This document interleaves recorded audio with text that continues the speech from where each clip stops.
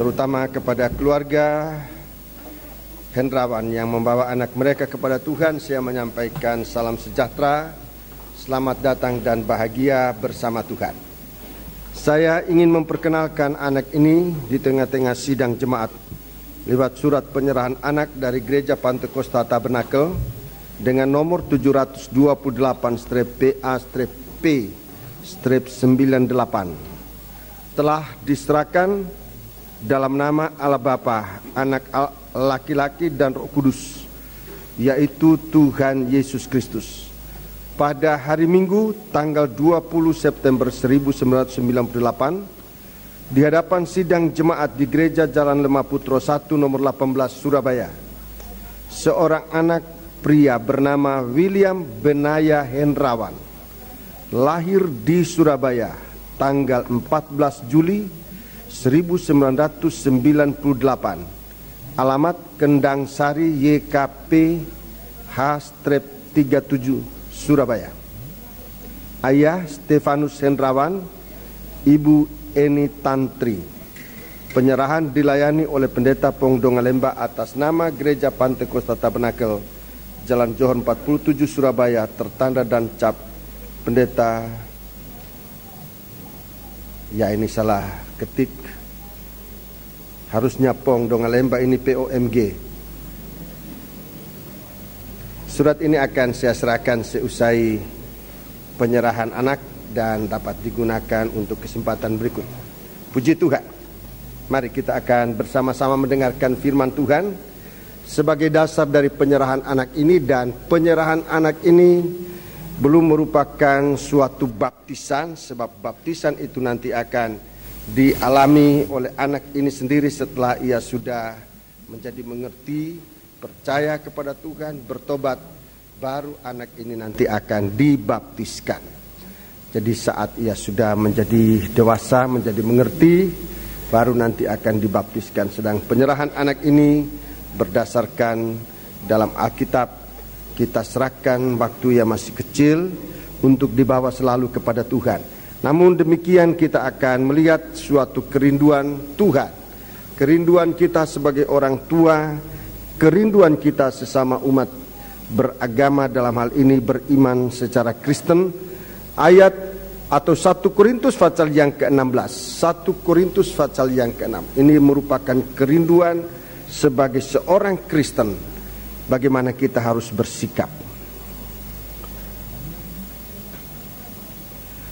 1 Korintus 16 ayat 13 sampai dengan ayat yang ke-18. 1 Korintus pasal 16 ayat 13 sampai ayat yang ke-18 berbunyi demikian. Ayat 13 ini suatu tekanan yang pertama, ya. Ayat yang ke-13. Berjaga-jagalah, berdirilah dengan teguh dalam iman, bersikaplah sebagai laki-laki dan tetaplah kuat. Ini suatu kerinduan menjadi orang Kristen, tetap berjaga, siap sedia di dalam segala sesuatu dengan iman, dan tetaplah kuat. Tekanan yang kedua, lakukanlah segala pekerjaanmu dalam kasih. Ini puncak dari kekuatan. Kekuatan apapun juga tanpa kasih itu akan hanyut. Kekuatan apapun yang kita miliki, tapi tanpa kasih itu akhirnya akan nol juga. Sebab itu lakukanlah segala pekerjaanmu dalam kasih. Sekarang tekanan yang ketiga, ayat 15 sampai dengan ayat yang ke-18. Ada suatu permintaan lagi kepadamu, saudara-saudara. Kamu tahu bahwa Stefanus, ini kebetulan ini Stefanus, tapi kamu tahu bahwa Stefanus dan keluarganya adalah orang-orang yang pertama-tama bertobat di Akaya, dan bahwa mereka telah mengabdikan diri kepada pelayanan orang-orang kudus. Karena itu taatilah orang yang demikian, dan setiap orang yang turut bekerja dan berjerih payah. Aku bergembira atas kedatangan Stefanus, Fortunatus, dan Akaikus, karena mereka melengkapi apa yang masih kurang padamu. karena mereka menyegarkan rohku dan roh kamu. Hargailah orang-orang yang demikian. Jadi inilah kehidupan dalam satu kesatuan yang disebut sidang jemaat. Berdiri teguh dalam iman, siap sedia. Segala pekerjaan dilakukan dalam kasih. Dan yang ketiga yang tidak kurang penting adalah saling menghargai. Saling menghargai seorang dengan yang lain. Demikian pada hari ini tubuh Kristus bertambah dengan seorang anak laki-laki, Benaya Hendrawan, yang sekarang kita akan doakan dan serahkan kepada Tuhan, supaya anak ini benar-benar juga menjadi bahagian dalam tubuh Kristus, yang juga nanti berdiri dalam iman, bekerja di dalam kasih, dan saling menghargai akan segala sesuatu yang dikerjakan oleh sesama anggota tubuh Kristus. Demikianlah hendaknya kita anak-anak Tuhan hidup dalam satu kehidupan yang bertuhankan kita Yesus Kristus. Mari kita bangkit berdiri. Para tua-tua saya undang untuk tampil ke depan. Juga Bapak Tandayu, Saudara Pinaria untuk menyertai saya. Saya mohon untuk bersama-sama menundukkan kepala dan berdoa. Kita mendoakan anak ini agar penyerahan ini benar-benar dapat diterima oleh Tuhan dan dimasukkan menjadi anggota tubuh Kristus, dipakai dalam pelayanan kasih, berdiri teguh dalam iman untuk ikut saling menghargai satu dengan yang lain. Tundukkanlah kepala dan kita berdoa. Bapa di surga, dalam nama Tuhan Yesus Kristus, kami datang kepadamu dalam ucapan syukur dan terima kasih, tapi disertai dengan hati untuk menyerahkan diri kepadamu. Dan bersama keluarga ini kami akan menyerahkan anak yang sudah Engkau karuniakan dalam keluarga ini, seorang anak laki-laki. Tuhan, kami merindukan bahwa kehidupan anak ini benar-benar sebagai seorang laki-laki yang beriman, yang memiliki kasih-Mu Tuhan, dan yang tahu menghargai satu dengan yang lain di dalam kehidupan bermasyarakat. Kami berdoa, kami mohon, biarlah karunia dari Engkau akan menyertai dia, menjadikan dia alat anggota tubuh-Mu ya Tuhan, untuk melayani dia, melayani Dikau dalam pembangunan tubuh-Mu untuk sampai menjadi sempurna. Engkau tahu apa yang menjadi kebutuhan anak ini ya Bapa, baik dalam secara jasmaninya, terutama kehidupan rohaninya. Engkau sumber segala berkat. Kami doakan anak ini biar dalam tangan-Mu, hidup dalam kuasa berkat-Mu, karunia-Mu yang besar untuk dia menjadi berkat di tengah-tengah umat-Mu ya Bapa. Terima kasih. Sekarang Bapa, Engkau kiranya bubu berkat dalam tangan kami hamba-Mu, untuk kami letakkan dalam hidup anak ini. Sekarang kekasihku William Benaya Hendrawan, kami serahkan Engkau ke dalam tangan Tuhan, di dalam nama Allah Bapa, Anak laki-laki dan Roh Kudus, yaitu Tuhan Yesus Kristus. Di dalam tangan Tuhan kiranya Engkau akan hidup dan bahagia, tumbuh dan berkembang sampai sempurna di dalam tubuh Kristus, untuk menyambut kedatangan Dia yang kedua kali sebagai Raja, sebagai mempelai laki-laki dari surga. Tuhan menyertai Engkau. Terima kasih Tuhan, terima kasih. Arahkan wajah-Mu kiranya kepada anak ini. Terima kasih, terima kasih. Kami juga berdoa buat ibu dan ayahnya. Kiranya karunia-Mu tetap berlaku dalam mereka berdua, untuk mendidik anak ini semakin hari semakin dekat di Kau. Terima kasih Tuhan, terima kasih. Lanjutan kebaktian kami pun kami doakan, Engkau kiranya memberikan kami penyertaan, urapan Roh-Mu yang suci, dari hamba-Mu sampai seluruh sidang jemaat mengalami urapan ini, untuk kami dapat mendengarkan firman-Mu dengan baik, menjadi mengerti, menjadi hidup yang beriman kepada Dikau Tuhan. Terima kasih. Kuasa-kuasa kegelapan yang bisa mengganggu kami saat pemberitaan firman-Mu, Tuhan, bersatu hati kami panggil nama Engkau buat usir dia. Di dalam nama Tuhan Yesus Kristus, segala roh jahat, segala setan, kami perintahkan kamu semua dalam nama Yesus, pergi. Darah Yesus yang berkuasa. Terima kasih Bapa, haleluya. Terima kasih Dalam nama Yesus kami sudah berdoa. Haleluya. Amin. Bagi saudara-saudara sekalian, baik anggota sidang jemaat, saudara-saudara kita yang lain, mungkin datang dari luar kota Surabaya, dari luar Pulau Jawa, dari gereja-gereja tetangga, dan saudara-saudara berada bersama kami pada pagi hari ini. Biarlah kita dalam satu kesatuan untuk mendengarkan firman Tuhan. Kepada putra-putri siswa SMU Petra, kami juga menyampaikan selamat datang dan selamat bergabung dalam kami dalam kebaktian pagi hari ini. Tuhan memberkati saudara-saudara sekalian.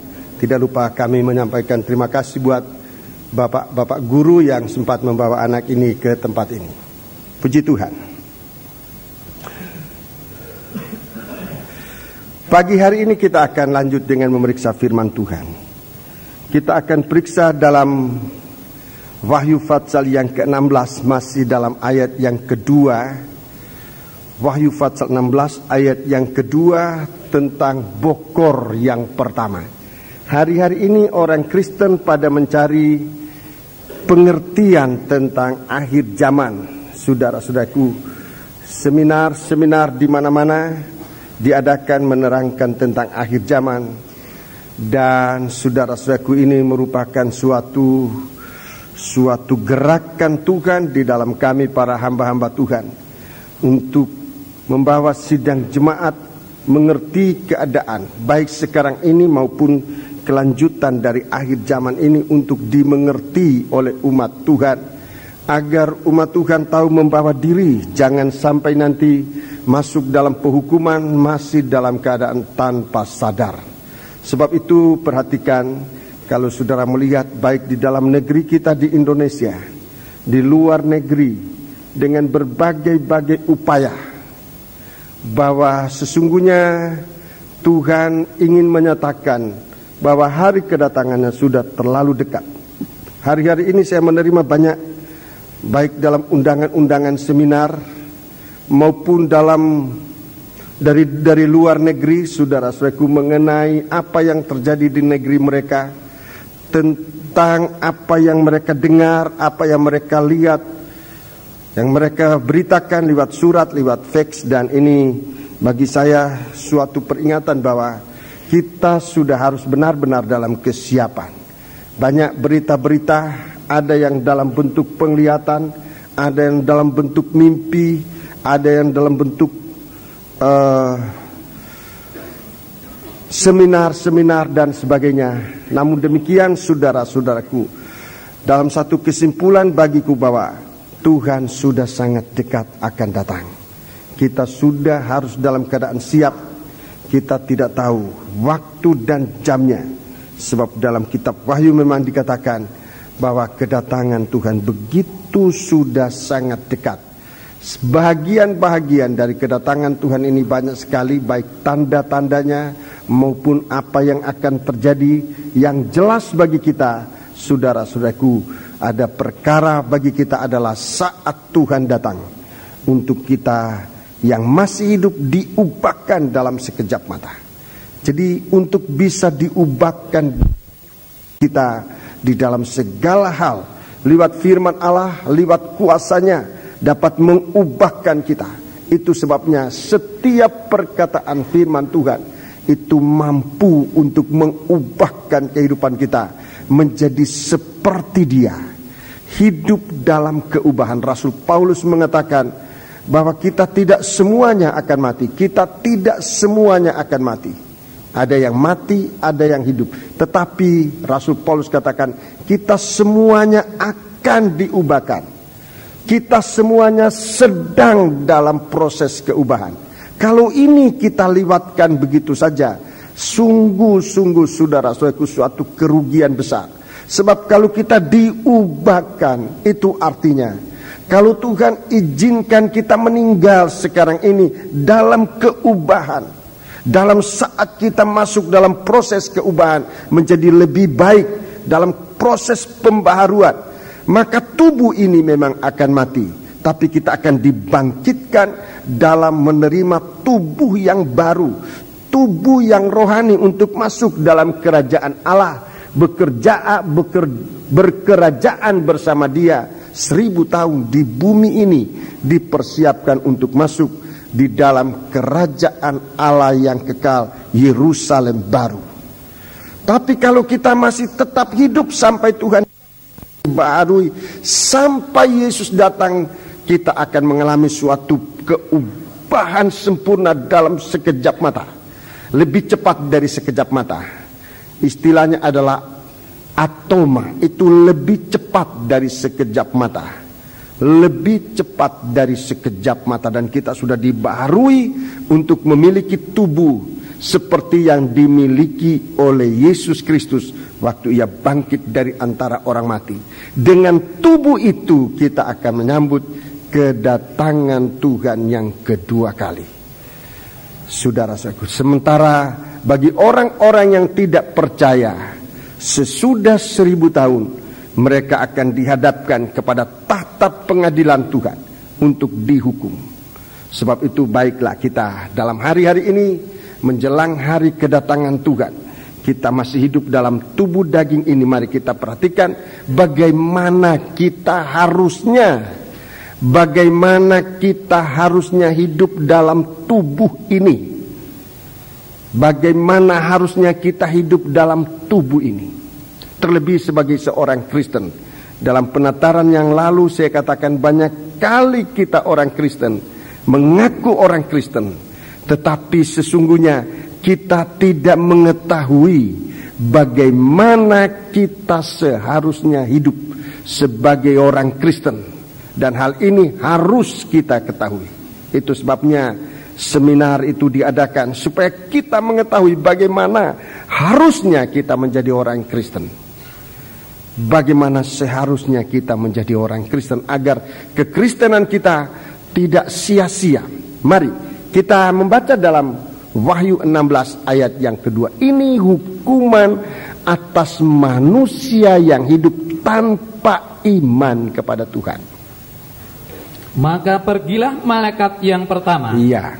Dan ia menumpahkan cawanya ke atas bumi. Iya. Maka timbullah bisul yang jahat dan yang berbahaya pada semua orang yang memakai tanda dari binatang itu dan yang menyembah patungnya. Iya, terima kasih. Bisul yang jahat bagi semua daging, bagi semua kehidupan yang mempunyai cap binatang. Cap binatang itu cap dari daging. Angkanya 666, itu angka dari binatang. Cap dari daging. 6 pertama, ini tidak apa-apa, saya ulang-ulangi. 6 pertama itu artinya durhaka. 6 pertama itu artinya durhaka. Itu roh dari penguasa udara, penguasa angkasa yang bekerja di tengah-tengah orang-orang durhaka yang harus dimurkai. Itu Efesus pasal 2 ayat 1 sampai dengan ayat yang ketiga. Saudara catat ayatnya ini, tidak apa-apa saya ulang-ulangi. Saya tidak akan merasa rugi mengulang-ulangi ini, sebab perkara ini meneguhkan iman saudara. Tahu betul angka 6 itu, saudara-saudaraku, adalah ulah sikap tabiat daging, namanya durhaka. Manusia durhaka ini akan dimurkai pendurhakaan itu. Kemudian yang kedua, binatang yang datang dari laut. Rohnya itu roh penghujat, menghujat sampai menghujat Allah, menghujat ajarannya Allah, menghujat orang-orang yang percaya kepada Tuhan. Ini penghujatan. Ini cap dari daging yang akan dimurkai orang yang suka menghujat. Bagaimanapun saudara-saudaraku, bagaimanapun menghujat ini Tidak ada untungnya, saudara-saudaraku. Bagaimanapun menghujat siapapun, tidak ada untungnya, saudara-saudaraku.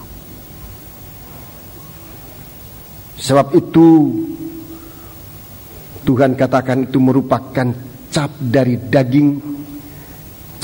daging yang nanti akan dimurkai.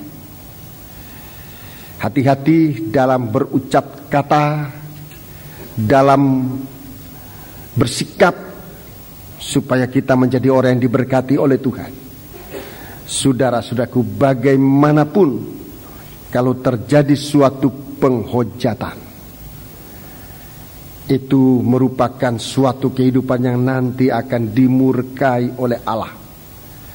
Dan yang nanti akan dimurkai masih akan dialami oleh daging ini, saudara-saudaraku. Daging ini untuk kemudian sesudah mati masih akan dihukum dalam api neraka, lautan api dan belerang, terus menerus sepanjang masa. Di bumi ini masih diizinkan oleh Tuhan untuk kena bisul-bisul yang jahat dan berbahaya. Ini suatu penghujatan, saudara-saudara. Bagi kita anak-anak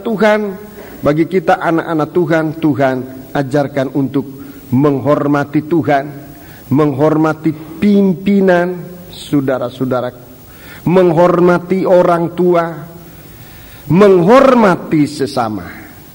Jangan terjadi penghujatan. Di dalam kitab Keluaran, coba kita baca dalam kitab Keluaran.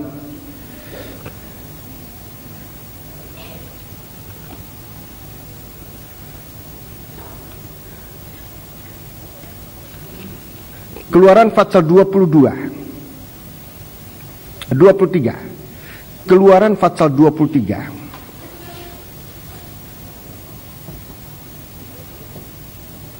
Ayat 20. Sesungguhnya aku mengutus seorang malaikat berjalan di depanmu, untuk melindungi engkau di jalan dan untuk membawa engkau ke tempat yang telah kusediakan. Ya, ini pemimpin, ya. Terus jagalah dirimu di hadapannya dan dengarkanlah perkataannya. Iya. Janganlah engkau mendurhaka kepadanya. Ya, jangan mendurhaka kepadanya. Sebab pelanggaranmu tidak akan diampuninya. Iya. Sebab namaku ada di dalam dia. Iya, terima kasih. Jaga dirimu di hadapan orang-orang yang oleh Tuhan dianggap, diutus oleh Tuhan. Bagi Tuhan itu malaikat-malaikat yang memimpin kita. Saudaraku, jangan terjadi suatu penghujatan, suatu kesalahan dan sebagainya. Dia harus bertanggung jawab kepada Tuhan. Tapi kita sebagai umat yang percaya kepada Tuhan, perhatikan dengan ucapan kata-kata kita. Yang ketiga, cap dari daging yang ketiga, angka 6 yang ketiga adalah sesat. Disesatkan, sesat dan disesatkan. Jadi 3 tanda ini, kalau sudah 3 tanda ini kena, maka tidak ada harapan lagi untuk orang ini bisa selamat. Kalau orang ini nomor 1 mendurhaka, nomor 2 menghujat, nomor 3 sesat, itu artinya dia tidak ada kesempatan untuk kembali bertobat.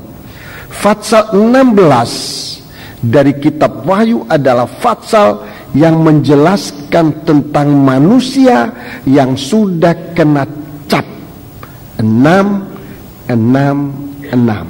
Dia tidak bisa kembali bertobat. Dia tidak bisa diperbaiki. Kalau itu sudah merupakan cap yang masuk dalam daging itu, orang ini tidak bisa diperbaiki lagi. Mari kita membaca Wahyu 16 itu. Sudah lihat, saudaraku, apapun yang dia sudah alami, dia tidak akan dapat kembali kepada Tuhan. Ayat 9. Dan manusia dihanguskan oleh panas api yang dahsyat. Iya. Dan mereka menghujat nama Allah yang berkuasa atas malapetaka itu. Dan mereka tidak bertobat untuk memuliakan Dia. Ya, jadi jangan main-main dengan roh durhaka, jangan main-main dengan hujatan-hujatan, mulai berani menghujat teman atau menghujat bawahan kita. Kita mulai bisa menghujat bawahan kita. Kita akan bisa berani juga menghujat teman kita. Kita bisa berani menghujat pimpinan kita. Akan sampai saatnya berani juga menghujat orang tua kita. Berani juga akan menghujat Allah. Di sini sudah menghujat Allah, dikatakan mereka tidak bertobat, tidak bisa bertobat. Ayat 11. Ayat 11. Dan mereka menghujat Allah yang di surga karena kesakitan dan karena bisul mereka. Jadi karena bisul ini, mereka itu yang sudah menghujat akan tetap menghujat Allah terus. Tetapi mereka tidak bertobat dari perbuatan-perbuatan mereka. Tidak bisa bertobat dari dan ini saudaraku penderitaan untuk selama-lamanya. Saatnya manusia mau jadi baik, tidak bisa baik. Ini penderitaan. Sebab itu mari jaga kehidupan kita masing-masing. Inilah yang ingin saya sampaikan kepada kita sekarang ini. Bagaimana kita harusnya hidup dalam tubuh ini yang memang daging. Tubuh kita ini yang memang daging, yang sangat rawan untuk dihuni oleh roh durhaka, sangat rawan yang akan dihuni oleh roh penghujat, sangat rawan dihuni oleh kesesatan. Itu suka disesatkan. Daging ini suka disesatkan. Begitu dia digoda, dia ikut penggoda yang menyesatkan dia. Sampai dalam 2 Korintus pasal 11 katakan, sampai akalnya disesatkan. Selalu saya katakan, akal ini disesatkan, itu sama seperti orang gila. Maafkan istilah ini mungkin terlalu keras, tapi itu orang yang tidak bisa kembali. Kalau dia sudah terlepas, dia tidak tahu jalan kembali lagi, dia tersesat, akalnya disesatkan. Mari, bagaimana kita harus hidup di dalam tubuh ini. 1 Korintus pasal yang ke-6. Surat 1 Korintus pasal yang ke-6. Ini yang akan saya jelaskan bagi kita pada pagi hari ini. 1 Korintus pasal yang ke-6. Kita membaca ayat 19, ayat yang ke-20. Ayat 19 dan ayat yang ke-20. Atau tidak tahukah kamu bahwa tubuhmu adalah bait Roh Kudus yang diam di dalam kamu, Roh Kudus yang kamu peroleh dari Allah, dan bahwa kamu bukan milik kamu sendiri, sebab kamu telah dibeli dan harganya telah lunas dibayar. Kamu telah dibeli dan lunas, harganya lunas dibayar. Karena itu muliakanlah Allah dengan tubuhmu dan dengan rohmu, yang kedua-duanya milik Allah. Ini singkatnya, saudaraku. Singkatnya nasihat dari Rasul Paulus buat kita, bahwa tubuh kita ini bukan milik kita sendiri. Kita sudah dibeli oleh Tuhan. Sebab itu yang mempunyai hak atas kita adalah Tuhan. Tuhan yang membeli kita dengan harga yang mahal. Dalam 1 Petrus pasal 1 ayat 18 dan 19 ini dibaca, ini harga dari kehidupan saudara, supaya jangan kita sia-siakan tubuh ini.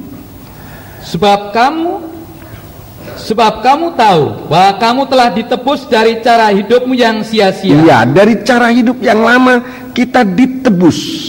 Dari kehidupan lama kita ditebus oleh Tuhan. Kehidupan yang tidak ada harga, kehidupan sia-sia, itu artinya kehidupan yang tidak berharga. Kalau kita membeli satu hal yang mahal, sesuatu benda yang mahal, itu biasa. Tetapi membeli mahal sesuatu yang tidak berharga, itu tidak biasa. Itu tidak biasa terjadi, tapi Tuhan sudah lakukan. Bahwa kehidupan kita yang tidak ada harga apa-apa itu dibeli dengan harga yang mahal. Ulangi. Sebab kamu tahu bahwa kamu telah ditebus dari cara hidupmu yang sia-sia, yang kamu warisi dari nenek moyangmu itu, bukan dengan barang yang fana, bukan pula dengan perak atau emas, melainkan dengan darah yang mahal. Dengan darah yang mahal, yaitu darah Kristus, yang sama seperti darah anak domba yang tidak bernoda dan tidak bercacat. Ya, jadi tubuh kita ini, cara hidup yang lama dalam tubuh ini dibeli oleh Tuhan. Dan dalam 1 Korintus pasal yang ke-6, Rasul Paulus mengatakan, supaya tubuh kita ini digunakan untuk memuliakan Allah. Sebab tubuh kita ini adalah rumah Allah. Atau tidak tahukah kamu bahwa tubuhmu, jadi tubuh ini masih daging ini, tubuhmu itu adalah bait Roh Kudus yang dia di dalam kamu, Roh Kudus yang kamu peroleh dari Allah. Jadi kita memperoleh suatu roh dari Allah, agar roh-roh yang lain, roh yang merusak ini, roh yang lain itu roh yang merusak, roh durhaka itu roh merusak, roh penghujatan itu roh yang merusak, roh yang sesat itu juga roh yang merusak, yang nanti akan dihukum oleh Allah. 1 Korintus 3 ayat 16 dan 17. 1 Korintus pasal 3 ayat 16 dan 17. Tidak tahukah kamu bahwa kamu adalah bait Allah? Ya, rumah Allah. Dan bahwa Roh Allah diam di dalam kamu? Diam di dalam kamu. Jika ada orang yang membinasakan bait Allah, jika ada orang membinasakan bait Allah, maka Allah akan membinasakan dia, sebab bait Allah adalah kudus, dan bait Allah itu ialah kamu. Iya, bait Allah itu kudus, dan bait Allah itu ialah kamu. Sebab itu mari kita menggunakan kesempatan ini untuk bagaimana harusnya kita hidup dalam tubuh ini.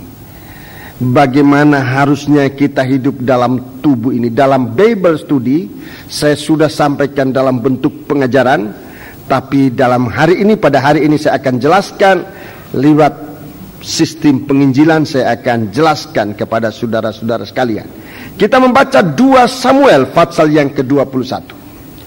2 Samuel pasal yang ke-21. 2 Samuel pasal yang ke-21. Saudara, jika tidak mungkin kita membaca hari ini, bahagian ini saudara catat, baca di rumah kembali secara keseluruhan, ayat 1 sampai dengan ayat yang ke-14. Ayat 1 sampai dengan ayat yang ke-14. Jika memungkinkan kita akan baca seluruhnya sekarang, tapi jika tidak, saya anjurkan untuk saudara membaca seluruh cerita ini di rumah. Ayat pertama lebih dahulu. Dalam zaman Daud terjadilah kelaparan selama 3 tahun berturut-turut. Ya. Lalu Daud pergi menanyakan petunjuk Tuhan. Berfirmanlah Tuhan, pada Saul dan keluarganya melekat hutang darah, karena ia telah membunuh orang-orang Gibeon. Ya, terima kasih. Jadi ini suatu kejadian yang Raja Daud tidak mengerti. Suatu kejadian yang Raja Daud sendiri tidak bisa mengerti. Waktu Daud sudah memerintah, malah terjadi krisis. Dikatakan krisis ini kelaparan. Ya, kira-kira keadaannya seperti kita sekarang ini. Kira-kira keadaannya seperti kita sekarang. Krisis moneter dulu terjadi suatu kelaparan di zaman Raja Daud. Dia adalah raja yang kedua. Raja pertama adalah Raja Saul. Di zaman Raja Daud terjadi kelaparan 3 tahun. Kita ini baru berapa bulan ini? Saya sendiri tidak menghitung, saudara mungkin menghitung berapa bulan kita sudah kena krisis ini. Itu sudah zaman Raja Daud. Raja Daud ini itu gambaran dari pemerintahan Yesus Kristus. Sudah menjadi Kristen, saya singkatkan saja, sudah ikut Tuhan, sudah menjadi orang Kristen, sudah menjadi anggota gereja, malah mengalami krisis. Ini banyak kali kita tidak mengerti. Dulu waktu aku tidak ikut Tuhan, tidak ada percobaan semacam ini. Sekarang saya ikut Tuhan, masuk gereja, malah percobaan. Banyak orang tidak mengerti semacam ini. Raja Daud sendiri tidak mengerti. Mengapa saat aku menjadi raja malah terjadi kelaparan, malah terjadi suatu krisis. Kemudian dia bertanya kepada Tuhan.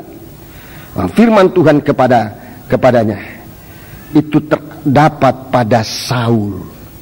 Itu kejadiannya justru pada zaman Saul berkerajaan. Dia bertindak salah terhadap orang Gibeon. Saya sudah menceritakan dalam minggu lalu, kalau tidak salah, minggu lalu, tentang orang Gibeon yang datang dan kemudian menipu kepada Yosua. Dia katakan, kami ini datang dari jauh, padahal dia dalam ketakutan. Kami datang dari jauh, lihat aja buktinya. Baju kami ini waktu kami berangkat dari rumah kami masih baru, sekarang sudah compang-camping. Jadi itu karena perjalanan terlalu jauh. Memang dia pakai baju yang robek-robek. Kemudian dia tunjukkan sepatunya juga sepatu bolong, sepatu rusak. Sepatu kami ini masih baru waktu kami berangkat dari rumah, tapi karena sudah dipakai dalam perjalanan jauh, lihat, kami tiba di tempat ini dengan keadaan sepatu yang sudah robek. Kemudian dia tunjukkan roti juga. Dia bilang, ini waktu kami berangkat masih panas-panas, diangkat dari oven. Sekarang sudah sekian, sudah dalam keadaan apa namanya itu? Buluan. Iya. Sudah begitu rusak, tidak bisa dimakan. Padahal mereka cuma ada di sekitar mereka di situ. Kemudian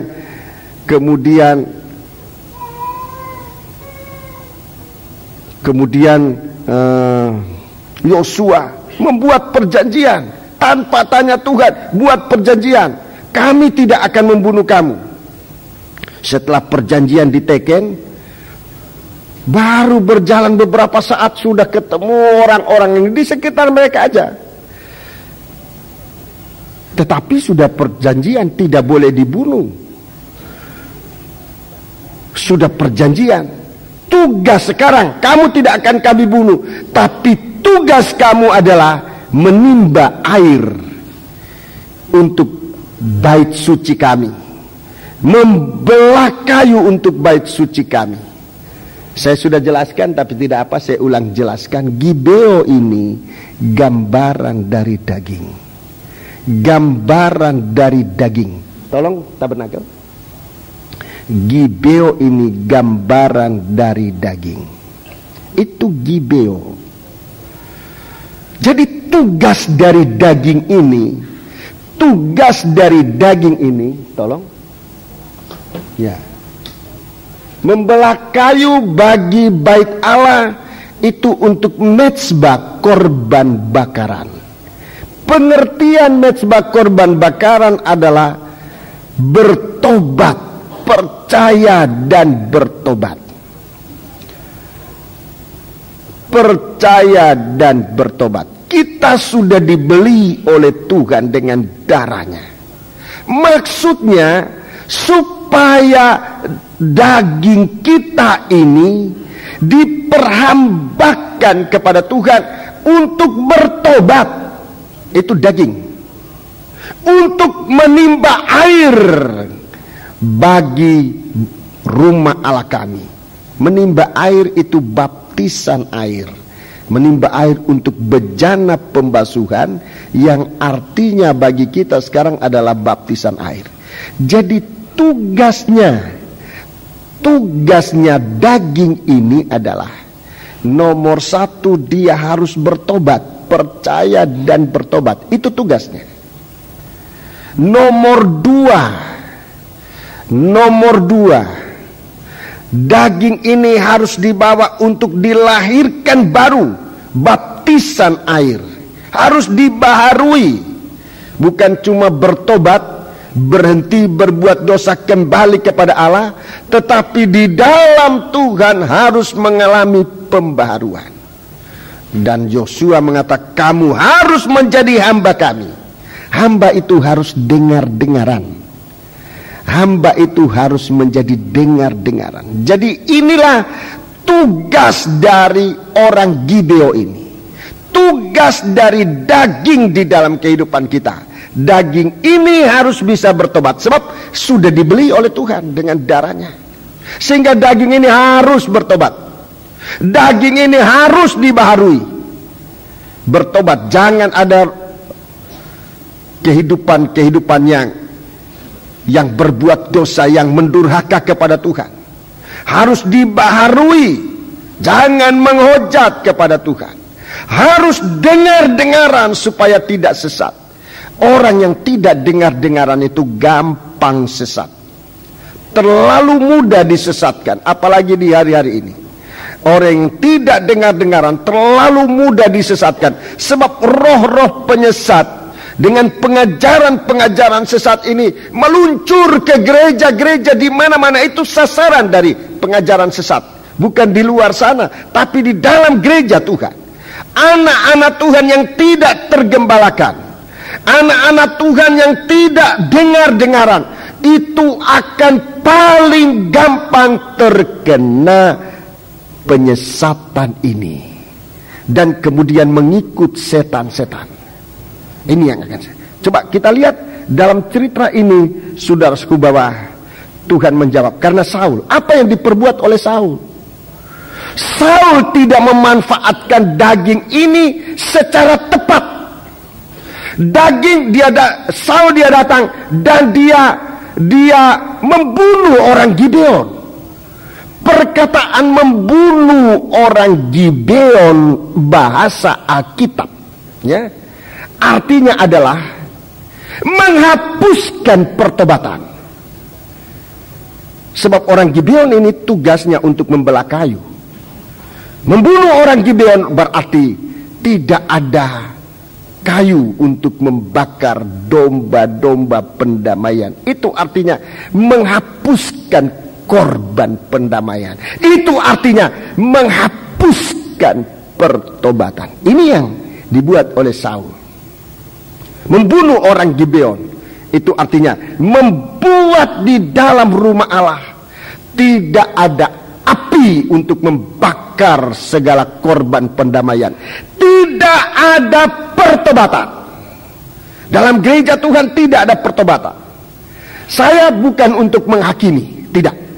Tapi kalau saya mau katakan ini sekalipun dengan rasa berat dan malu, bahwa coba lihat di dalam gereja, kalau kita jujur mengakui apa yang ada di dalam gereja, ya bahkan sampai kepada petugas-petugas dalam gereja, termasuk gembala-gembala, berapa banyak yang tidak bertobat. Berapa banyak orang Kristen yang tidak bertobat. Ini pemerintahan Tuhan tunjuk zaman Saul, zaman dulu.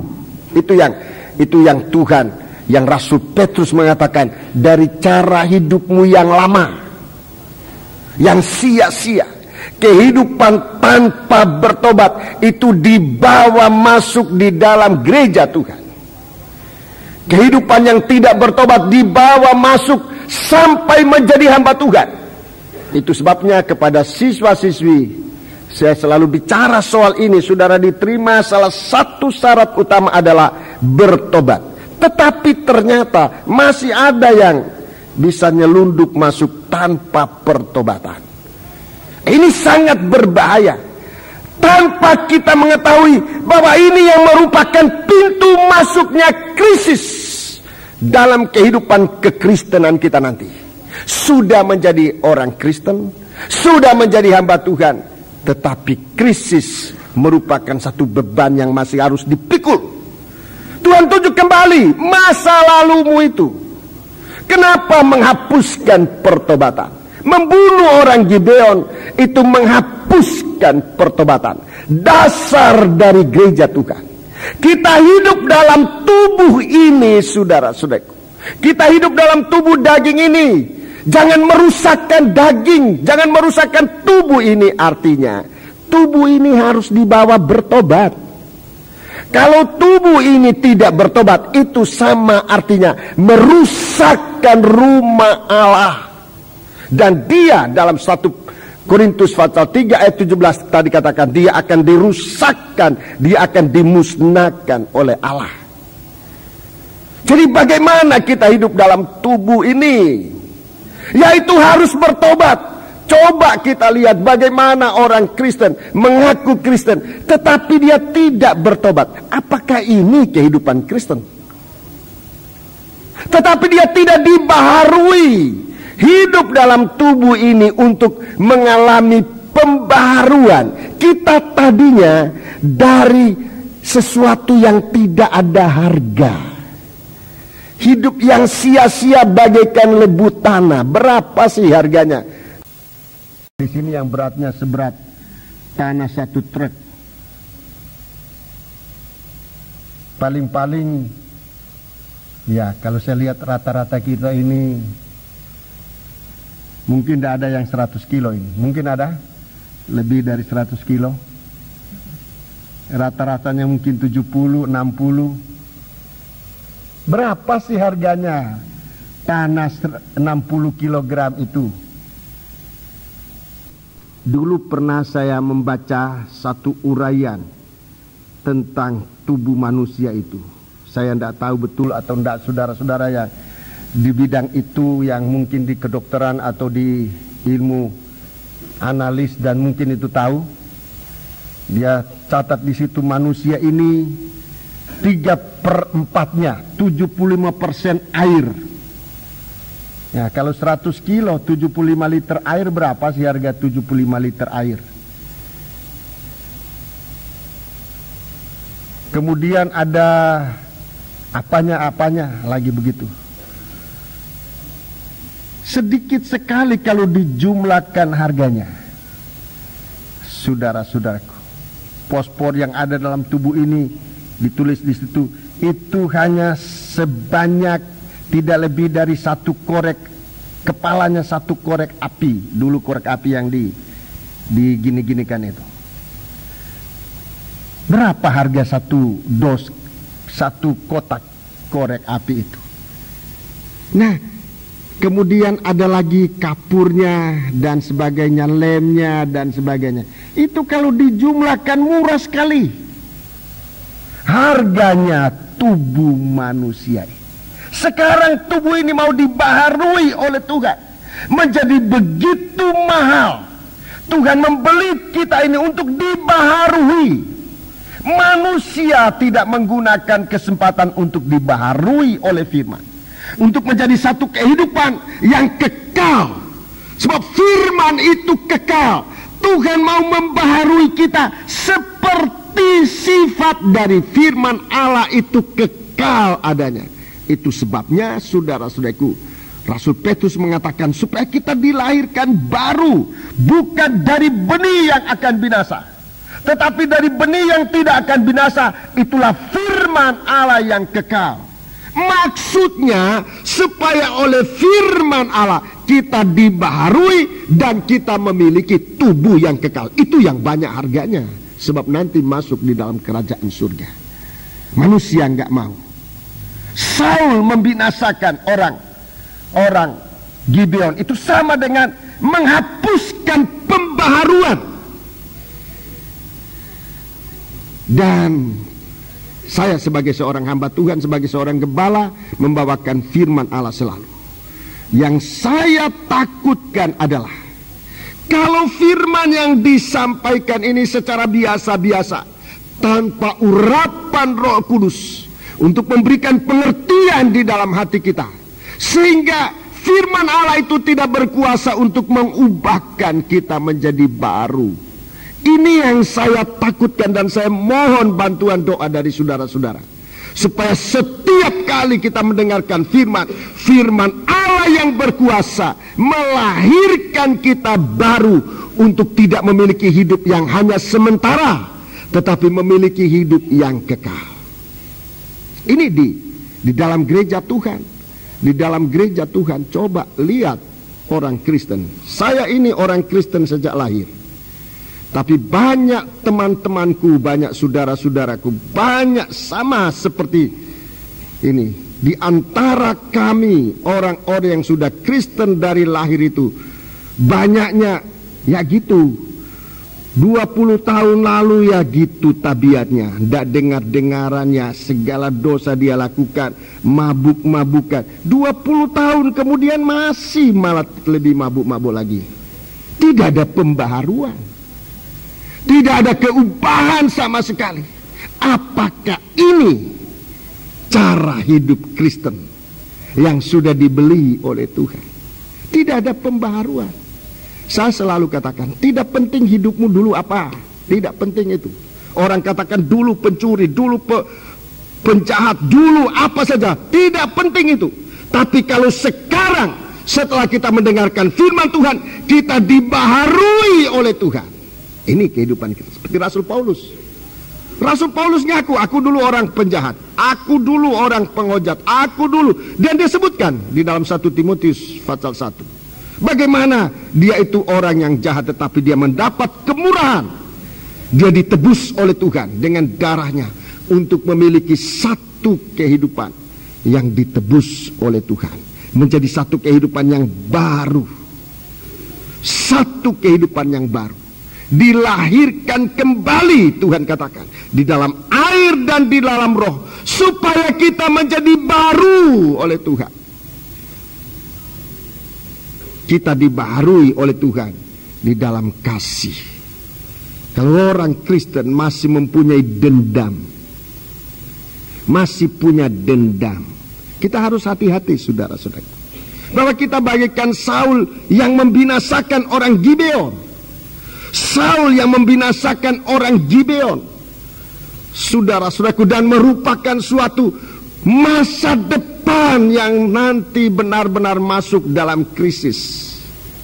Saul membunuh orang Gibeon. Pengertian rohaninya bagi kita, saya ulangi, tidak memberikan kesempatan atau tidak menggunakan kesempatan tubuh ini bertobat. Tidak menggunakan kesempatan tubuh ini dibaharui. Tidak menggunakan kesempatan tubuh ini menjadi imam-imam, menjadi hamba-hamba Allah yang melakukan kehendak Tuhan. Itu dihapuskan oleh Saul. Itu dihapuskan oleh sistem kehidupan lama. Dan itu tumbuh di dalam gereja Tuhan. Sehingga pada saat nanti gereja Tuhan akan mengalami krisis. Krisis apa? Saudara-saudaraku, dalam cerita yang nanti saudara baca, kita tidak sempat membaca semuanya ini, tapi dalam krisis ini waktu termasuk suatu pembaharuan. Waktu Daud dia berdoa kepada Tuhan dan Tuhan tunjukkan. Kemudian Daud pergi kepada orang Gibeon. Apa yang harus kulakukan?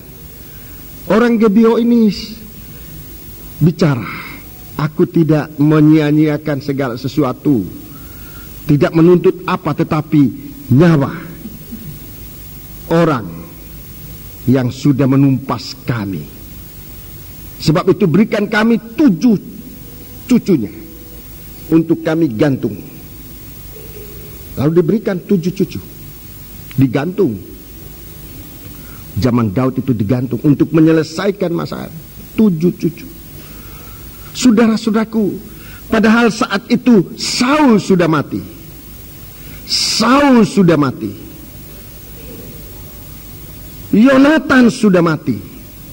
Tinggal cucunya. Jadi dicarilah 7 cucu ini. 7. Kalau sudah baca ini nanti menemukan 7 cucu. Semuanya itu digantung di atas tiang. Semuanya anak-anak muda. Anak-anak muda digantung di atas tiang gantungan. Saudara-saudaraku, dan mereka mati. Daud ingin untuk menyelesaikan masalah ini. Coba secara rohani di dalam pengajaran tabernakel, saya melihat apa yang harus kita lakukan dalam mengalami krisis semacam ini. Tolong tabernakelnya.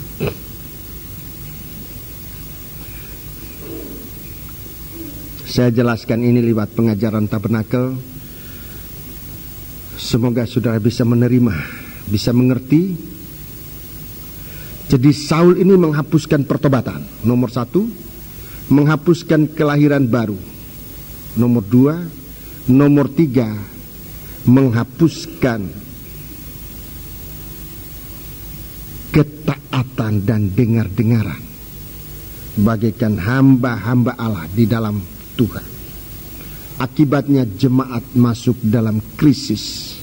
Dalam cerita ini, krisis sebetulnya bukan hanya kelaparan, tapi terjadi kematian. Kematian Saul, kematian Yonatan anaknya, dan kematian 7 cucu. Di dalam tabernakel ini jelas sekali, krisis yang sangat berarti menimpa sidang jemaat adalah, coba tunjukkan dalam tabernakel, di dalam ruangan suci. Jadi kejadiannya masa lalu, kejadiannya di halaman, di pelataran, menyangkut soal pertobatan, menyangkut soal baptisan air, menyangkut soal Roh Kudus, taat dan dengar-dengaran. Akibatnya di zaman sekarang, zaman ruangan suci, akibatnya di zaman kita sekarang mengalami 3 macam kematian. 3 macam kematian. Kalau tidak ada pertobatan, tidak ada kelahiran baru, tidak ada Roh Kudus, nomor 1 yang mati adalah penyembahan.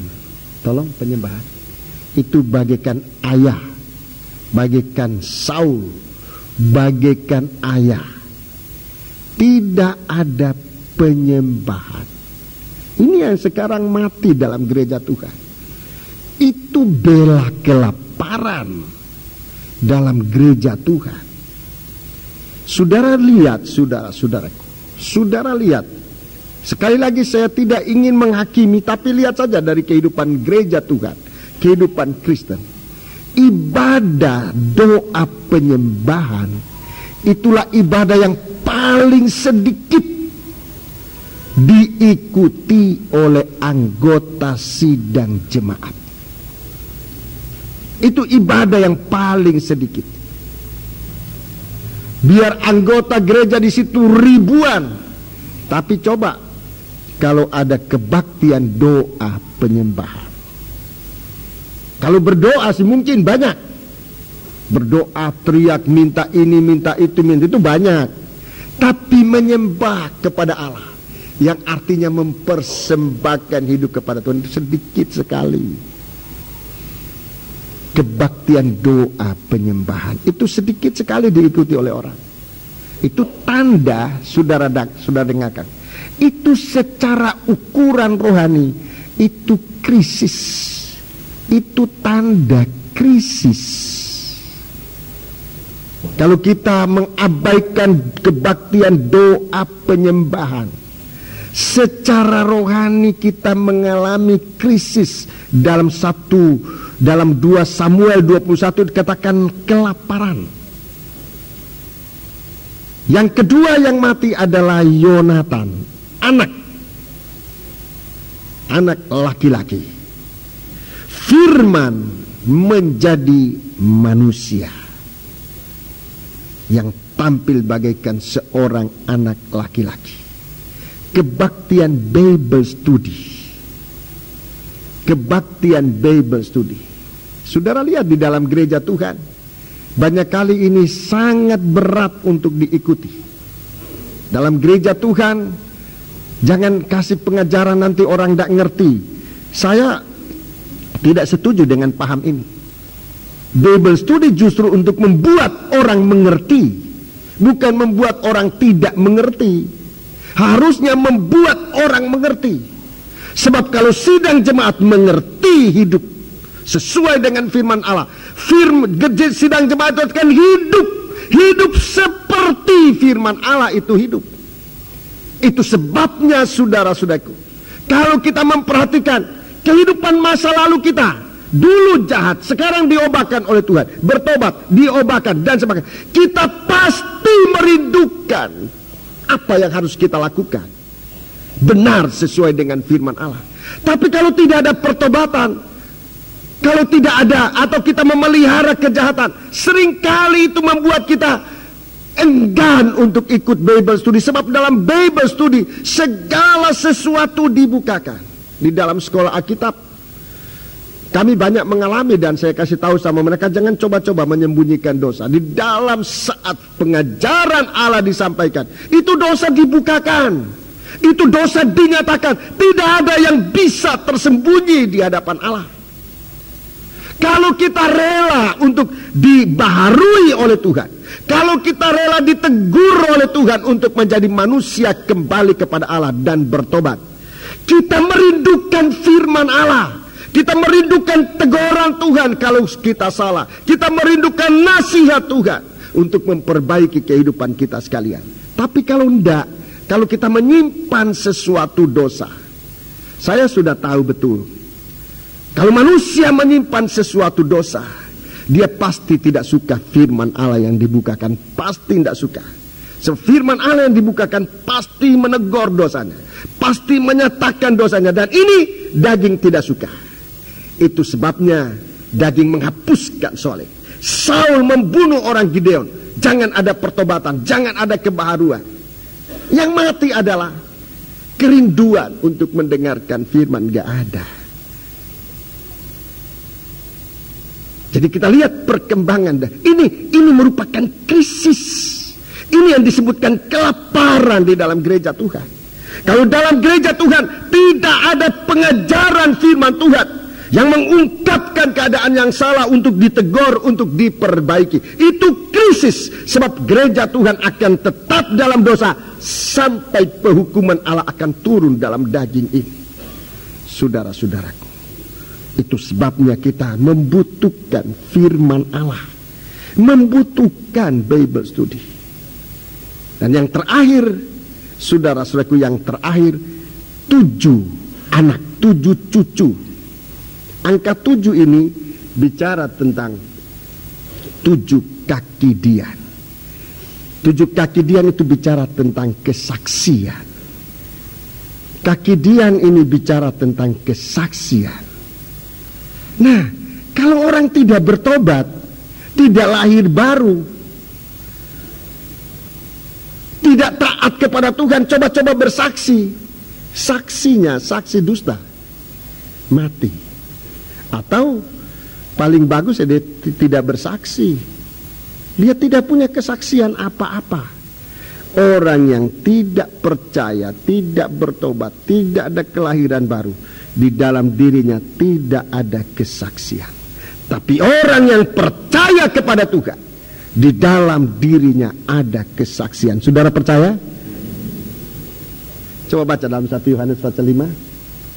1 Yohanes pasal yang kelima, ayat 10 mungkin. Surat 1 Yohanes. Surat 1 Yohanes.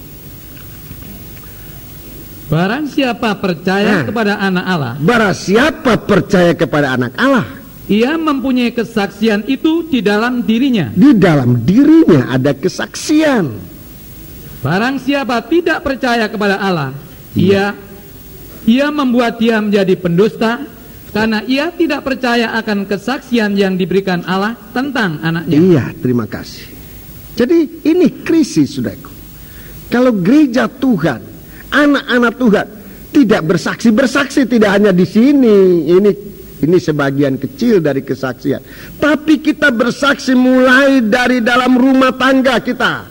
Suami menjadi saksi buat istri, istri menjadi saksi buat suaminya. Ada suatu keubahan, ada suatu kebaharuan, ada tanda kasih sayang dalam kehidupan sebagai kehidupan dalam nikah. Ada tanda kecintaan, ada tanda saling menghargai satu dengan yang lain di dalam hidup bersama, baik dalam rumah tangga maupun di dalam bermasyarakat. Ini kesaksian. Di kantor orang bisa lihat, ini orang Kristen.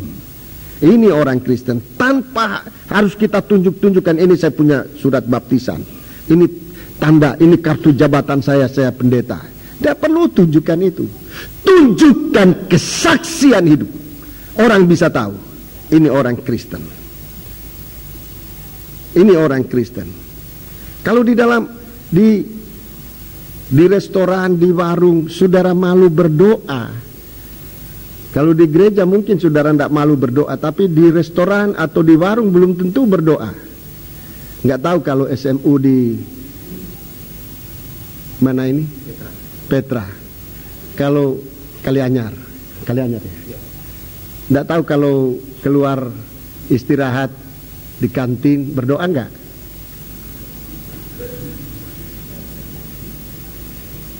Lihat kiri kanan, Anda ada Om Hendra.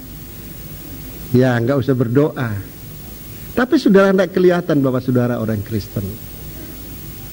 Pelita itu mati, tidak menyala. Kalau berdoa itu tidak dibikin-bikin, tapi sebagai orang Kristen. Saya dulu Kristen yang tidak tahu berdoa. Saya paling tidak senang lihat orang Pantekosta minum teh kok berdoa. Keterlaluan kamu itu. Tapi setelah saya bertobat, saya kembali, rasanya ada sesuatu yang tidak beres kalau saya minum sebelum saya berdoa. Ada sesuatu yang gak beres rasanya. Saya saksi, tapi ini bukan kesaksian supaya saudara ada orang bayarkan. Saya satu waktu saya masuk di restoran, saya nggak tahu. Saya sudah lapar, saya masuk di restoran, saya makan, minum, saya bersama istri. Habis itu saya pergi bayar di kasir. Waktu saya unjukkan uang saya, nggak laku uang saya. Katanya tadi ada orang yang sudah bayar. Saya nggak tahu siapa yang sudah bayar itu. Sampai sekarang saya nggak tahu. Tapi waktu saya makan memang saya berdoa. Mungkin orang lihat, oh ini, atau dia tahu saya pendeta kah atau apa. Itu dari kesaksian. Bagi saya itu berkat, dan saya berdoa buat saudara itu. Bukan di sini, bukan di Surabaya, jangan saudaraku. Oh jangan-jangan ini di restorannya si A atau tidak.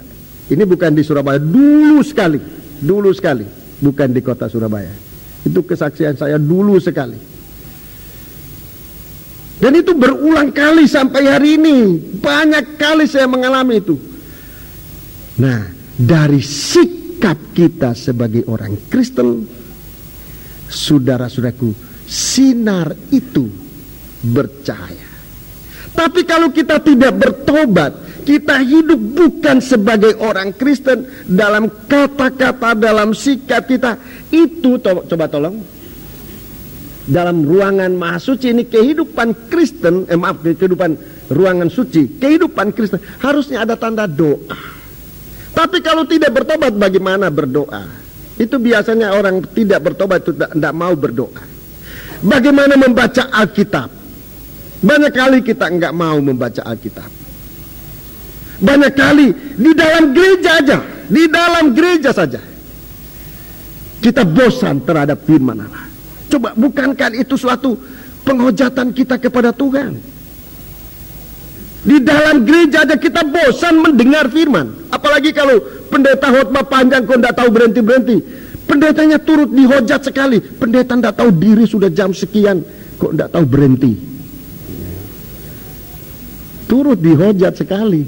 Padahal saya ada janjian tadi jam 10:30. Mike Tyson kan hari ini siapa? Nah, Holyfield. Nah, ini pendeta malah tidak tahu diri.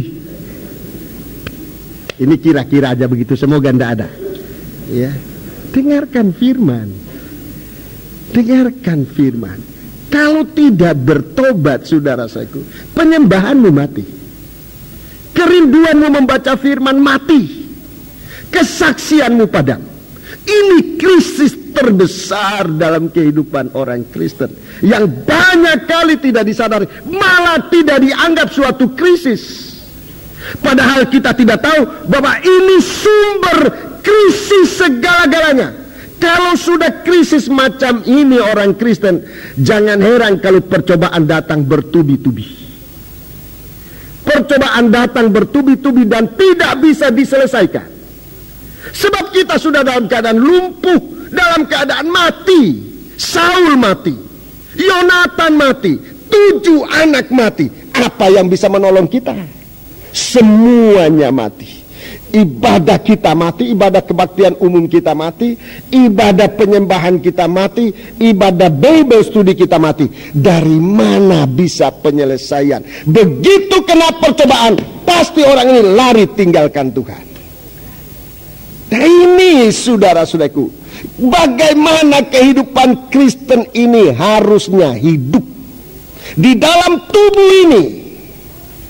Pada waktu yang lalu saya katakan, mezbah korban bakaran, dosa dihapuskan, dosa dibakar dihapuskan, supaya kehidupan rohani kita timbul hidup. Dalam mezbah dupa, daging ini mengalami proses perobekan untuk bisa terjadi suatu kehidupan yang baru, benar-benar baru di hadapan Tuhan. Coba saya tunjukkan dalam Efesus pasal yang keempat. Efesus pasal yang keempat. Efesus pasal yang keempat. Ini orang yang hidup. Ini orang yang hidup, orang yang baru. Mari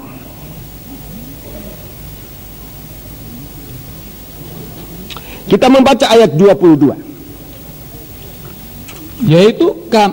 Yaitu bahwa kamu berhubung dengan kehidupan kamu yang dahulu harus menanggalkan manusia lama yang menemui kebinasaannya oleh nafsunya yang menyesatkan, supaya kamu dibarui di dalam roh dan pikiranmu. Iya, terus.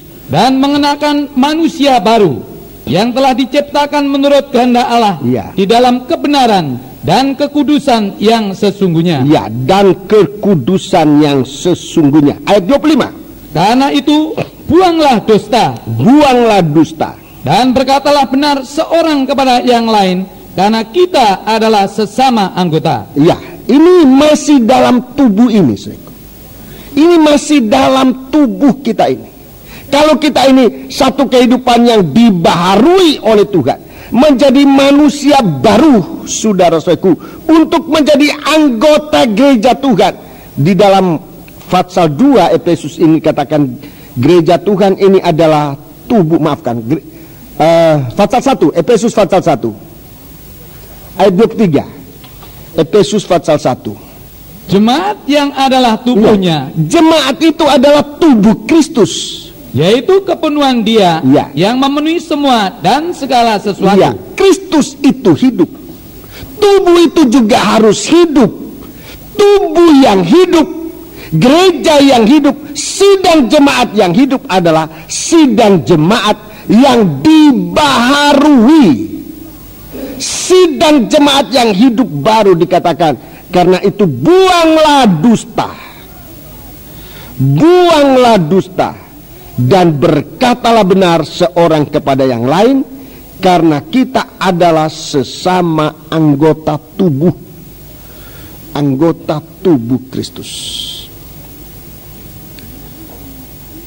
Sebab itu mari kita perhatikan baik-baik, saudaraku, bahwa kehidupan kita ini suatu kehidupan yang seharusnya menjadi rumah Allah, menjadi suatu kehidupan yang ada hidup di dalam kita. Suatu kehidupan yang tidak mati, tapi suatu kehidupan yang dibaharui. Kolose pasal yang ketiga. Kolose pasal yang ketiga. Kolose pasal yang ketiga, ayat pertama. Mulai ayat pertama sampai dengan ayat 4. Karena itu, kalau kamu dibangkitkan bersama dengan Kristus, carilah perkara yang di atas, di mana Kristus ada, duduk di sebelah kanan Allah. Pikirkanlah perkara yang di atas, bukan yang di bumi. Sebab kamu telah mati dan hidupmu tersembunyi bersama dengan Kristus di dalam Allah. Apabila Kristus yang adalah hidup kita menyatakan diri kelak, kamu pun akan menyatakan diri bersama Dia dalam kemuliaan. Ya, terima kasih. Jadi kita lihat di sini, saudaraku, bahwa ini suatu kehidupan Kristen. Suatu kehidupan Kristen ini mengalami langkah-langkah. Langkah yang pertama adalah mati bersama dengan Kristus. Itu artinya bertobat. Mati bersama dengan Kristus, itu artinya bertobat. Itu langkah pertama dari orang-orang Kristen. Ibadahnya akan menjadi benar. Kalau kita ini bertobat, kalau kita mati bersama Kristus, artinya dosa-dosa itu dilepaskan. Kita akan menjadi orang yang bertobat. Dalam Fatsal 2 ayat 20 ini langkah pertama. Apabila kamu telah mati bersama-sama dengan Kristus dan bebas dari roh-roh dunia. Ya, bebas dari roh-roh dunia. Ini roh dunia, roh daging. Bebas dari roh-roh dunia, roh daging. Itu tadi durhaka, itu roh dunia, itu roh daging ini.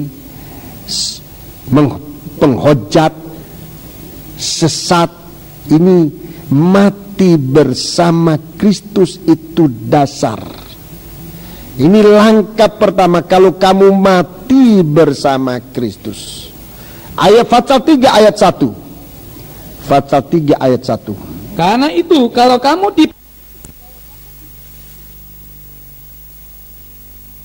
dibangkitkan bersama dengan Kristus.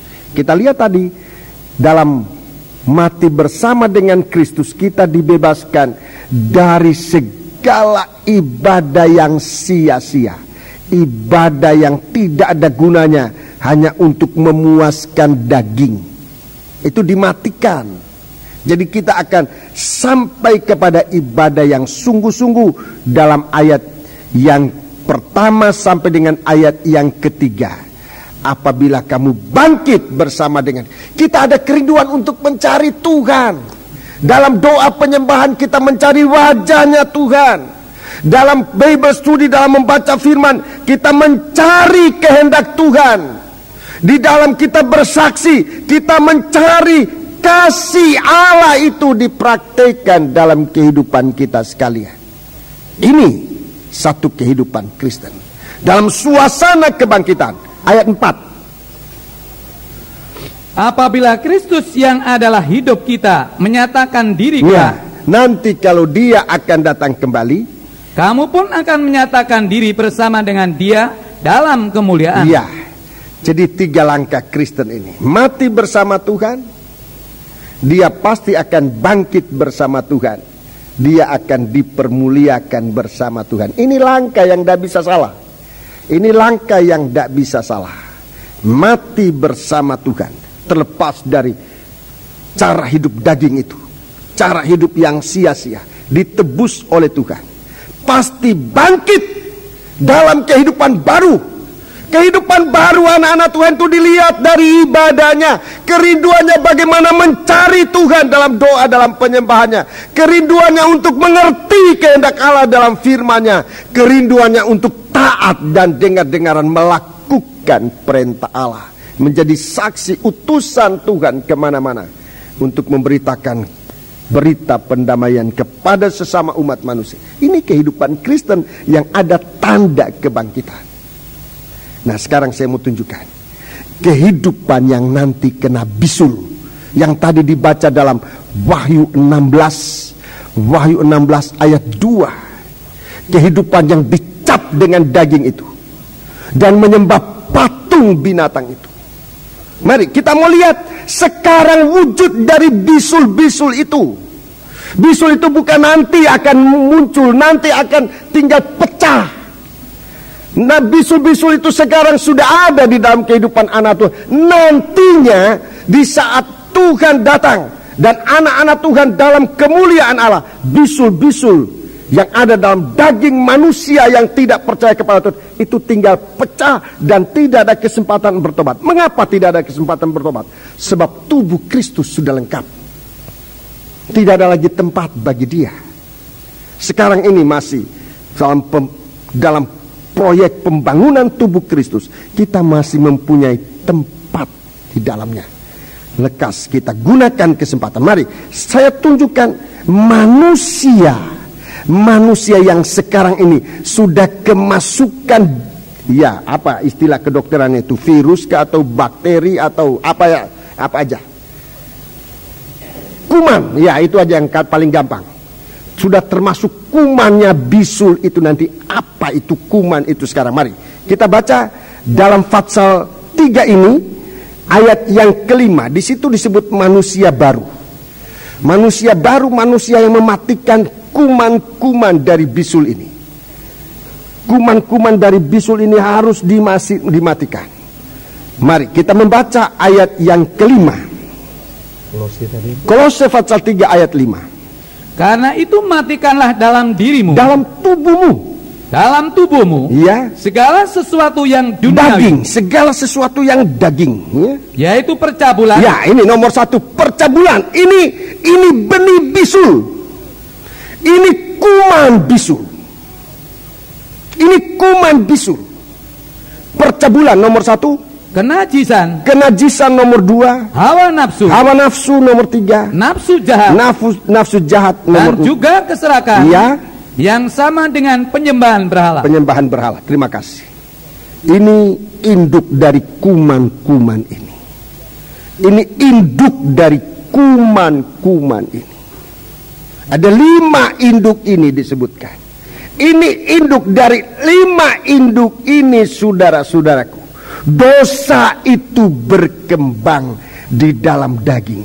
Sebab itu matikanlah di dalam dirimu, matikanlah di dalam dagingmu sesuatu yang bersifat daging, itu bersifat duniawi, yang ada roh-roh dunia. Nomor 1 percabulan, percabulan, kenajisan, hawa nafsu, nafsu jahat atau kejahatan, keserakahan, sama dengan penyembahan berhala. Ini, saudara-saudaraku, ini 5. Yesus telah mati. Yesus mati di atas kayu salib untuk menunjukkan 5 lukanya kepada manusia. Luka pada tangannya dia tunjukkan, luka pada lambungnya dia tunjukkan, luka pada kakinya dia tunjukkan. 5 luka ini dibeberkan di hadapan umat manusia. Untuk apa? Untuk mematikan induk dari kuman-kuman ini. Babonnya kuman-kuman ini yang nanti akan merajalela ke seluruh tubuh manusia. Dan saatnya nanti penghukuman Allah datang, itu tinggal pecah dan sangat berbahaya. 5 induk ini oleh 5 luka Tuhan di atas kayu salib untuk menghapuskan induk babon dari kuman-kuman ini. Ayat 6. Semuanya itu mendatangkan murka Allah atas orang-orang durhaka. Iya, ini semua ini 5 induk kuman ini, babonnya dari dosa ini, itu mendatangkan murka Allah. Mulai dengan bisul itu. Mari sekarang ayat yang ke-7.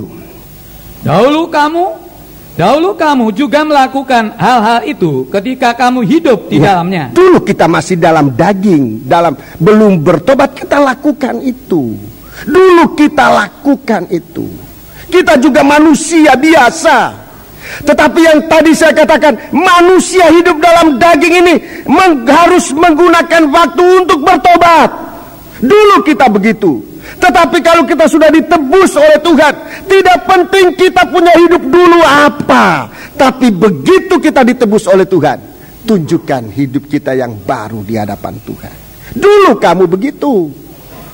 Sebelum kita mengenal Tuhan, tidak ada darah yang memercik kita. Tidak ada firman yang membuat kita baru untuk kemudian kita kekal bersama Dia. Kita dulu mendurhaka kepada Tuhan. Dulu kamu begitu. Ayat 8. Tetapi sekarang, ya, buanglah semuanya itu. Ya, buatlah semuanya. Ini coba perhatikan. Ini bisul-bisul. Ini benih bisul yang ada di dalam hati manusia, di dalam daging manusia. Apa yang disebut di bawah ini semua ada di dalam daging manusia. Yaitu marah, geram, kejahatan, fitnah, kata-kata kotor yang keluar dari mulutnya. Terus, jangan lagi kamu saling mendustai. Dusta, terus. Karena kamu telah menanggalkan manusia lama serta kelakuannya. Terus. Dan telah mengenakan manusia baru yang terus-menerus diperbarui untuk memperoleh pengetahuan yang benar menurut wujud kaliknya. Terus. Dalam hal ini tiada lagi orang Yunani atau orang Yahudi, orang bersunat atau tidak bersunat, orang barbar atau orang skit, budak atau orang merdeka, tetapi Kristus adalah semua dan di dalam segala sesuatu. Iya. Jadi banyak lagi hal-hal yang disebutkan. Dari ayat yang ke-8 kita lihat banyak lagi. Tapi saudara-saudaraku, Kristus telah menanggung segala luka bilur. Dan dalam 1 Petrus pasal yang kedua dikatakan, oleh bilur-bilurnya kita disembuhkan. Perkataan bilur menyembuhkan bukan hanya penyakit tubuh, tetapi dosa-dosa yang ada di dalam hati kita. Itu dihapuskan oleh kuasa bilur-bilurnya Tuhan. Saudara-saudaraku, ini bagaikan hal-hal yang membuat nanti akan menjadi bisul yang akan timbul. Sekarang mungkin saudara-saudaraku, dosa-dosa semacam ini kita coba sembunyikan, tapi saatnya nanti tidak bisa disembunyikan. Buanglah segala marah, geram, kejahatan, fitnah, kata-kata kotor dan sebagainya. Begitu banyak yang dilakukan oleh manusia. Tapi ini nanti akan merupakan bisul yang akan menggelembung, bisul yang akan pecah, bisul yang membawa bahaya. Ayat 12. Ini nasihat.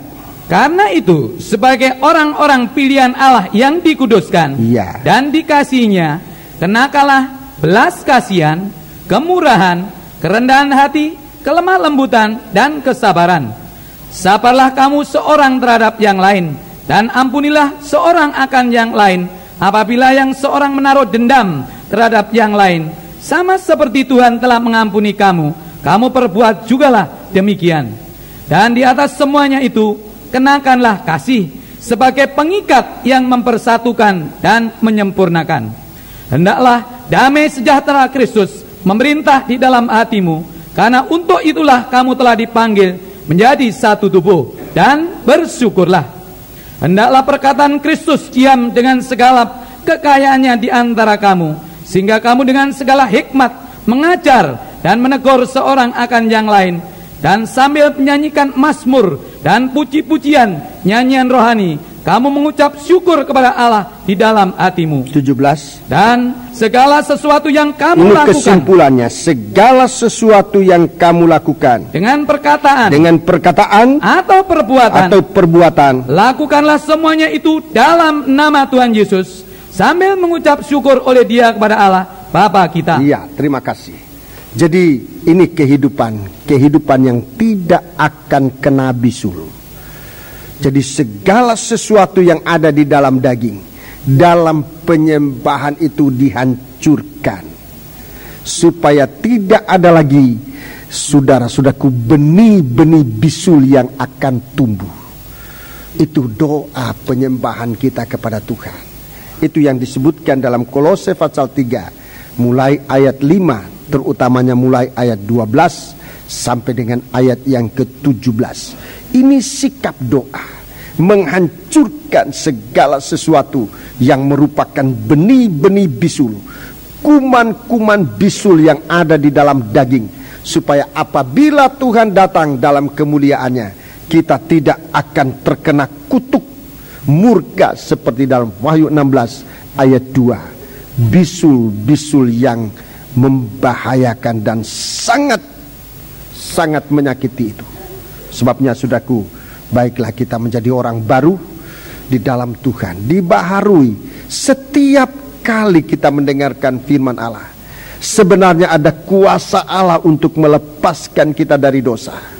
Setiap kali kita bersyukur kepada Tuhan, dalam ayat 17 itu, setiap kali kita melakukan perkataan, setiap kali kita melakukan perbuatan di dalam nama Tuhan Yesus Kristus, segala sesuatu kuman-kuman dosa itu akan dihapuskan. Tidak mungkin saudara-saudaraku sambil menyebutkan nama Tuhan kita memfitnah orang. Tidak mungkin. Tidak mungkin sambil menyebutkan nama Tuhan Yesus lalu kita mencuri, itu nggak mungkin, saudara-saudaraku. Sebab kalau kita menyebut nama itu dengan percaya, Dia yang mengalahkan segala seteru kita, dan kita akan hidup di dalam Dia. Saat Ia datang, kita akan hidup bersama-sama dengan Dia dalam kemuliaannya. Tidak akan mengalami kehidupan yang akan kena bisul itu, di mana kalau bisul itu sudah sempat pecah, kalau bisul itu sudah sempat tumbuh dan pecah, tidak ada kesempatan untuk bertobat. Itu yang saya baca dalam kitab Wahyu. Sebab itu saudara-saudaraku, sementara kita masih hidup dalam tubuh kita ini, kesempatan untuk menghapuskan segala kuman-kuman itu lewat doa penyembahan kita. Hari Selasa ada doa penyembahan secara bersama. Di rumah saudara menyembah. Hari Jumat ada Bible study, firman Allah disampaikan dan diterangkan. Di rumah saudara ada kesempatan untuk membaca secara pribadi firman Allah ini, merenungkan, mencatat hal-hal yang saudara yang berkesan di dalam hati. Itu mempunyai kuasa untuk membaharui kehidupan kita menjadi kekal untuk selama-lamanya. Saudara-saudaraku, di mana-mana kita ada kesempatan untuk bersaksi. Kalau kita bersaksi tentang Allah, saudara-saudaraku, berkat Tuhan itu dicurahkan. Kita tidak perlu harus menjadi satu kehidupan yang dikatakan dalam 2 Samuel pasal yang ke-21, hidup sebagai orang Kristen, hidup dalam zaman Daud, masih harus kelaparan 3 tahun itu. Tidak perlu. Sebab Tuhan akan menyertai kita. Banyak kali saya menasihati anak-anak, saya kasih tahu sama mereka, kalau kamu turut perintah Tuhan, berlaku baik, belum kamu menerima kasihnya Tuhan, baru simpatinya orang aja kamu sudah berkelimpahan. Baru simpatinya, lihat, anak ini kok manis, anak ini kok rajin, anak ini kok pandai. Oleh sebab akalnya dibuka oleh Tuhan, kehidupannya, penampilannya, kesaksian hidupnya itu baik. Belum kasih Allah diturunkan, baru simpati orang kamu sudah ditolong oleh Tuhan. Sekolahmu, gurumu akan tolong. Orang-orang melihat kamu sekolah di mana di sana, biayanya berapa sekian. Masih mau sekolah, iya, tapi biaya nggak ada. Orang itu simpati. Jangan lihat ulah yang macam-macam, yang dusta, yang mencuri, yang apa. Itu saudara-saudaraku, jangankan simpati orang, kasihnya Tuhan sama orang semacam ini nggak ada. Itu merupakan satu keadaan yang nanti bagaikan bisul yang pecah, sudah tidak ada harapan. Itu sebabnya coba mari kita hidup sebagaimana harusnya orang Kristen hidup di dalam daging, menjadi manusia, tapi manusia baru, tidak seperti kamu dulu. Di sini katakan dosa-dosa kamu dulu di situ, tapi sekarang tinggalkan semua ini. Ini manusia baru. Manusia baru. Memang tidak ada orang lahir sudah suci, itu nggak ada. Lahir bawaan dari orang tua itu ada yang tidak baik, ada yang baik, ada. Tapi waktu kita hidup ini, biarlah darah Kristus membasuh kita menjadi manusia baru yang hidup di dalam nama Tuhan Yesus Kristus. Puji Tuhan. Kita bangkit berdiri bersama-sama, kita melakukan nyanyian. Mari kita bangkit berdiri.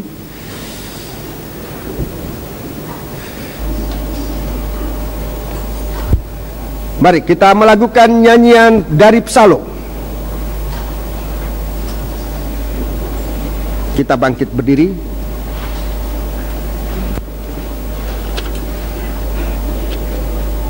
Nyanyian Psalm nomor 128. Nyanyian Psalm nomor 128.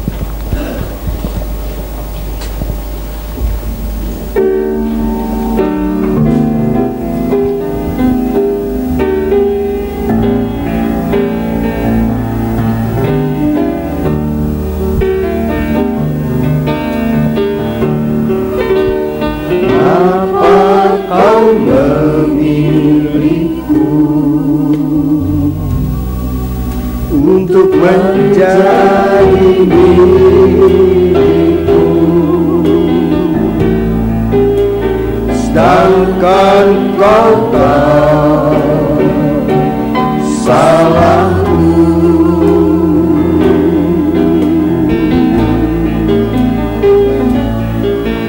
Bagaimana mungkin kau mengampuni semua dosaku dan mau menyelamatkan jiwa. Dari atas, kita kembali dari atas. Ngapa kau memilih? Mengapa kau memilihku untuk menjadi milikku, sedangkan kau tahu salahku.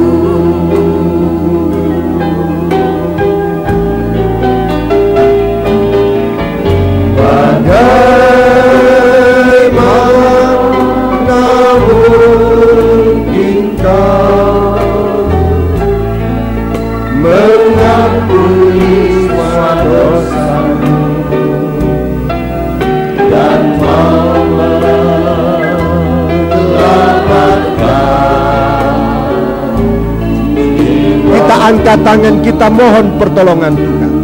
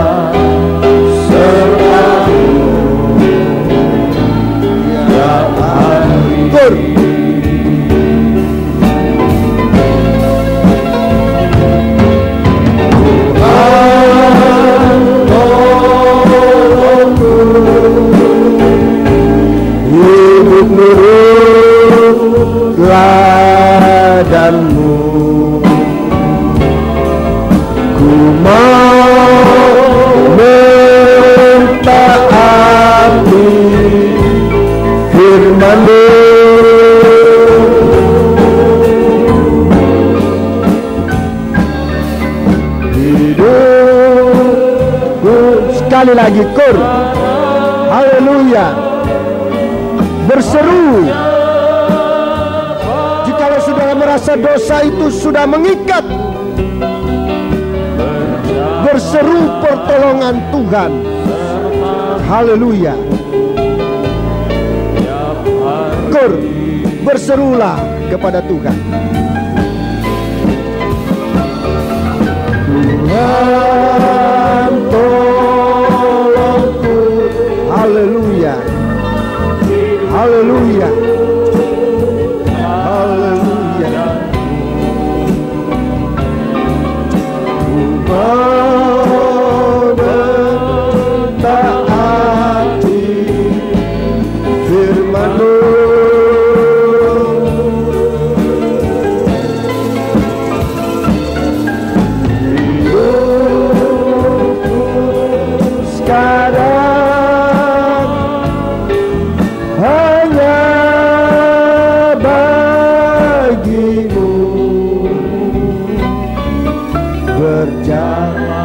Turunkan tangan, taruh di atas hatimu jikalau saudara ingin didoakan.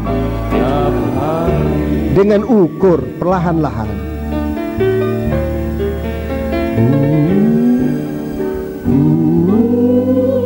Jika saudara ingin didoakan,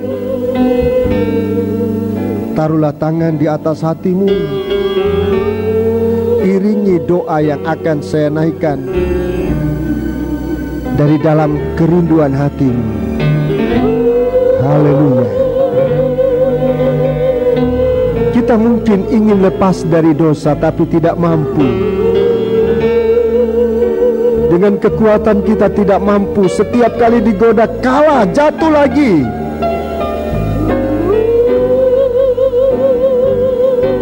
Ya Ramala Masakalawasa, Ya Ramatur, Ya Rawasa.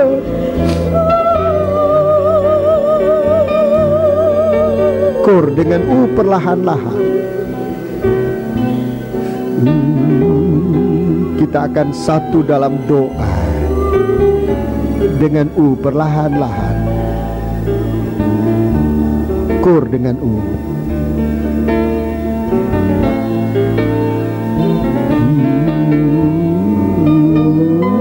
Bapa,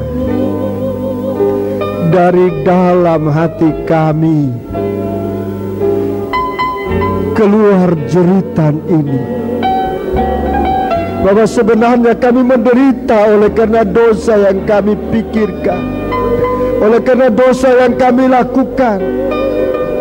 Kami tidak mampu melepaskan diri dari segala percobaan. Bahkan yang lebih berbahaya, dari murka-Mu yang akan turun atas daging ini, Tuhan. Kami ingin lepas, tapi kami tidak mampu.